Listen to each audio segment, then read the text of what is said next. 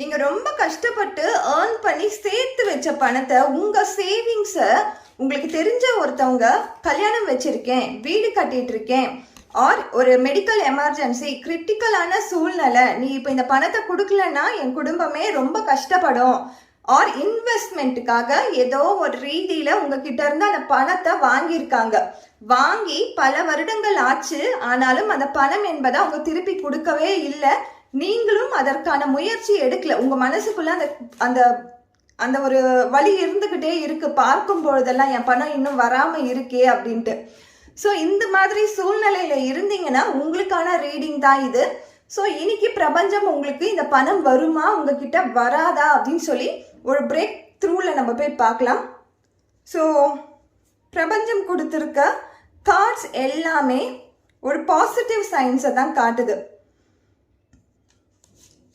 So இதில் பார்த்தீங்கன்னா இப்போ அவங்க அவங்க ஃபேமிலியோட ரொம்ப நல்லாவே இருக்காங்க. உங்ககிட்ட இருந்து வாங்கும்பொழுது, அந்த பணத்தை வாங்கும்பொழுது அவங்களுக்கு சூழ்நிலை எவ்வளோ பேடாக இருந்துச்சு, ஆனால் இப்போ ரொம்ப பெட்டராகவே மாறிடுச்சு. ஆனாலும் அவங்க என்ன பண்ணுறாங்க, அந்த பணத்தை உங்களுக்கு கொடுக்காம ரொம்ப செல்ஃபிஷாக இருக்காங்க. கிங் ஆஃப் கப்ஸ், ரொம்ப செல்ஃபிஷாக இருக்காங்க. அவங்க ரொம்ப செட்டில் ஆகிட்டு ரொம்ப நல்லாவே இருக்காங்க அந்த பர்சன். ஆனால் அந்த பணம் கொடுக்கணும் அப்படின்ற எண்ணம் மட்டும் அவங்களுக்கு வரவே இல்லை. ஸோ நீங்களும் ரொம்ப எதிர்பார்த்து வெயிட் பண்ணிட்டு இருக்கீங்க. உங்கள் இமோஷன்ஸை அவங்கக்கிட்ட காட்டவே இல்லை, உங்கள் கோபத்தை அவங்கக்கிட்ட வார்த்தைகளாக காட்டவே இல்லை.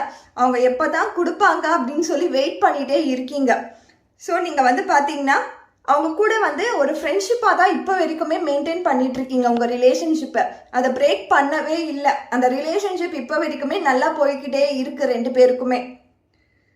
10 ஆஃப் வாண்ட்ஸ், இந்த 10 ஆஃப் வாண்ட்ஸ் பார்த்தீங்கன்னா இந்த கார்டில் பார்க்கும் பொழுதே தெரியும் அவங்க கிட்ட நல்ல அமௌண்ட் இருக்கு, நல்ல ஃபயர் எனர்ஜி அவங்க கிட்ட இருக்கு, பண வரவு இருக்கு.